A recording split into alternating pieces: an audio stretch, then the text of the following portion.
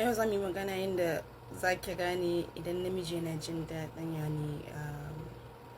saduwa da ke, yana jin daɗin having wancan al'amari da ke. Abu na farko yadda za ki gane, because if namiji baya miki wa'annan to ki gane cewa al'amarinki da ke da shi akwai ɗan mishkila, yani sai kin ƙara dubawa ki gani what is happening, because kawai capacity ki bai kai ba, kawai ki gane sai dai kawai ki ta lallaba rayuwar ki dai, ba za a ce miki wani abu ba. Abu na farko yadda ake ganewa shine idan namiji find you attractive, yana jin daɗin ki, daga ya ganki sai al'amarin ya ji cewa ya tashi, sai ya ji al'amarin shi ya motsa, sai ya ji al'amarin ya tashi.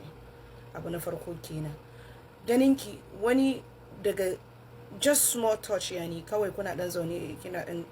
dan taba shi ko kuma dan wasa, dan duka, not that serious touch ma zaki ga abin shi ya tashi. Ba sai kin wahalar da kanki. In kin ga kina wahalar da kanki wurin sa namiji ya zama cewa ya shiga cikin mood,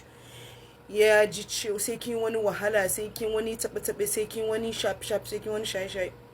just know cewa that attraction, you are not that, he doesn't find you that attractive. Son nan babu shi sosai, ya fara, an fara samun matsala. Amma idan namiji yana son ki sosai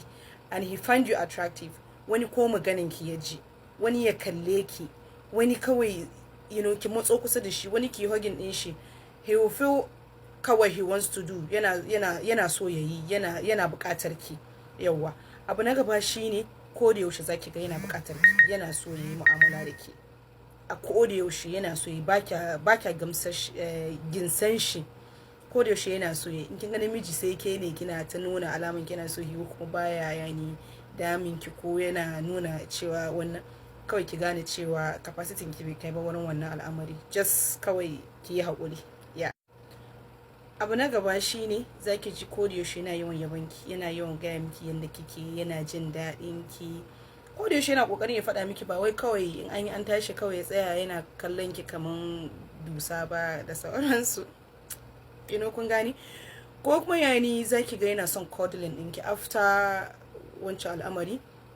yana so ya cuddle ɗinki, ba wai zaki ga kawai daga ya gama, wani fa namiji fa daga ya gama ki garan shi yana ɓaci, ya rasa ma me an fa'idan ma abin da yayi, ya dinga wani baya ma jin daɗi, bai ma san fa'idar abin da yayi ba, bai fa'idantu da shi ba, bai san yani ya daɗin abin yake ba, bas kawai ma sai ya ji wani ran shi yana ɓaci, ko kuma ke a matsayin kina mace ki ji ranki yana ɓaci.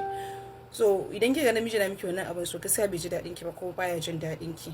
izira vagina ɗinki a buɗe yake, ko kuma you are not wet or not enough, ko kuma dai wani abu makamancin haka, ko kuma baya son ki, so yana tafiya ne da attraction, so he doesn't find you attractive, ko kuma so the level of so din ya dan, so namiji yana son cuddling mace after wancan al'amari. Idan aka gama zaki ga cewa bai tashi ya tafi ba, ko ya tashi ya tafi, yana so ya cuddling dinki, yani cuddling shine after sex ana kwanciya tare a rike juna,